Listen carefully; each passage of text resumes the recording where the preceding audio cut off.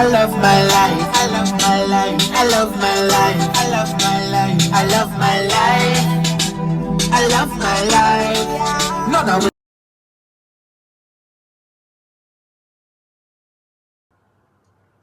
Hey guys, Traveling I'm Kimmy here. Welcome to my channel where we discuss travel nursing, lifestyle, and family content.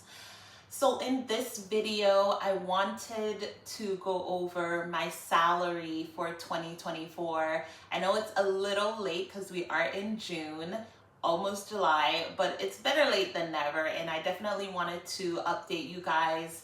As you know, 2024, most of that year I was pregnant. So I was trying to enjoy the new mom, new family, the whole shebang. So I didn't do much YouTube videos, but I am back and I'm going to be doing a few videos, keeping you guys updated on all things travel nursing that I am and am not doing. PRN Princess here because I'm trying not to work full time. So, like I said, 2024, I did work in the NICU.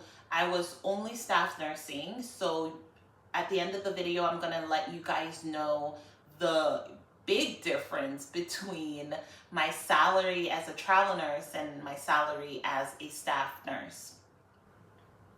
So for the most part, in 2024, I was working night shift for the first 3 months, I believe, and then for the remainder of the year, I was working day shift. So most of my salary does not include any differential. For those of you who don't know, day shift does not get a differential. The last 4 hours, I believe, on day shift, you get evening differential, but it really is not that much.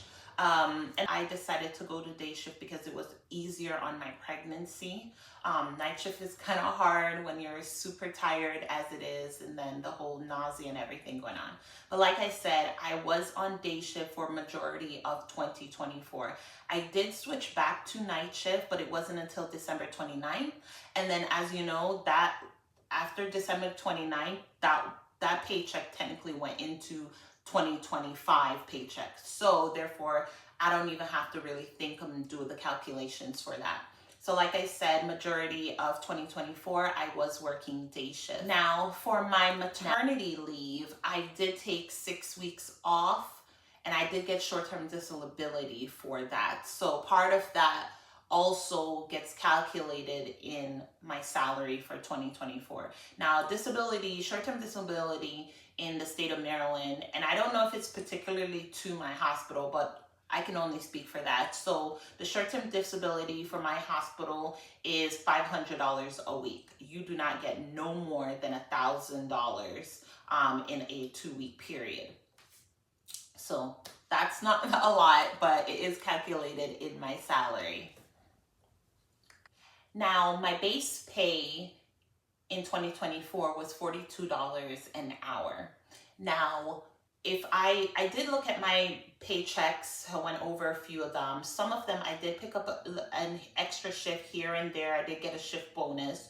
So for the majority of the year, my pay ranged between $43.81 and $57.31. And that's between like a little bit of getting the shift differential or getting bonus or whatever came. Or it could have been a holiday pay. Whatever it was, that's what my pay range was for the year of 2024. So without delay, my grand total salary for 2024 was $74,915.18, and that's the gross pay. Now, the taxes and deductions that were taken out for 2024 was $30,739.20, and my take-home pay for 2024 was $44,175.98. So now for 2023, if you haven't already seen the video, go check it out. But for 2 years straight, I did travel nurse. And in the 2022, I made $188,055. And in 2023, I made $144,378. So just from the previous year alone, so from 2023 to 2024, I have had a $69,000 pay cut, guys. $69,000. Like, Jesus. Oh my God. Now, obviously, I feel like the next question is, do I regret it? No, I don't regret it. I absolutely love the NICU. I absolutely love my job. I love my coworkers. I love the doctors that I work with. I do not regret going from travel nursing to staff nursing. It is quite an adjustment. Obviously, that is a serious pay cut. But like I said, my goal is to do the job that I love, and I'm doing that, and I'm happy with it. Now, eventually, I do believe I'm going to go back to travel nursing. As you know, I am going to be going to school, God's willing, for nurse practitioner. So if I do that, then eventually I would get into travel nursing all over again. But right now, I am settling into the career that I'm in. I want to gain as much experience as possible. I want to go to school. I want to travel as much as I can. But travel nursing in itself, as far as what I was doing, going to Arizona, New Jersey, California, I'm not doing that right now. Now, I do have to figure out how I'm going to be paying for nurse practitioner school. I will get into that in another video. But like I said, 2024 was definitely life-changing, eye-opening. I don't regret anything.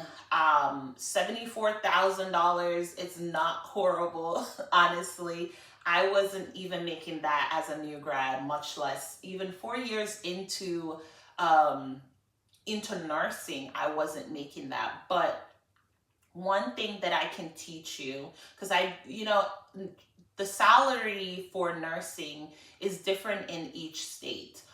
But the one thing I can teach you is, if you are uncomfortable, if you're unhappy with how much you're getting paid in the hospital that you probably started nursing in, the best thing you can do for yourself is leave. Now, I'm not saying that you should leave permanently, but leave for a year minimum or 2. And when you come back, they cannot start you at the same pay that you were getting when you were originally there.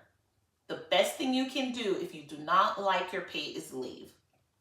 Now, when I was nursing, I know nurses that were working in the hospital that I was at for 6+ years, and they were getting less than I was getting paid. But the reason for that is, unfortunately, when you stay in a hospital and you're waiting to get pay raises, the pay raises are pennies. They're literally pennies. If you want to get dollar amount raises, you need to leave. Unfortunately, that's the truth. You need to leave. Leave and come back. Because when I started nursing, I was getting $30 an hour. And when I went back to staff nursing, I went to $42. And $42 is not even what they offered me, but that's what I negotiated. So just words of wisdom. If you don't like it, change it. And like I said, I love my situation right now. Eventually, I do plan to change it for the better as far as education, but I do love where I am. I am comfortable with the $74,000 right now, but 2025 is going to be different because I have 2 jobs. I am trying to do the whole PRN princess, and with that, I get a high pay rate because I'm not full-time staff. So 2025 will be a completely different amount. And I'm projecting that I should be around the 100,000 range for 2025. But even if I don't make that, I'm still comfortable with my situation right now. I make my schedule the way I want to make my schedule. Right now, I am working personally, I'm working 5 days 1 week and then have only 2 days the next week. And that's how I'm rotating it. And that's how I'm rotating it now, because that's what I want to do. Both my jobs are not hard. I love working in the NICU. I am not killing myself. My back isn't hurting me. I'm not stressing. The observation unit, which I will make a video with you guys so you can see a day in the life of working in the obs unit. But even working in the obs unit is nothing compared to what it was working in the ER. I love both my jobs currently, and I am not complaining. But I did want to give you guys that information. Obviously, yes, I did take a huge pay cut going to staff nursing, but like I said, do what's best for you and your family, and hopefully, I hope it pays off. I feel like it's paid off for me because, like I said, I'm happy where I am. Now, please stay tuned for the next video. I do want to let you guys know an update on how it is working in the ops unit, how it is working in the NICU, and how am I balancing my schedule. If you guys have any questions, please leave them down below. Don't forget to like and subscribe, and I will see you guys in the next video.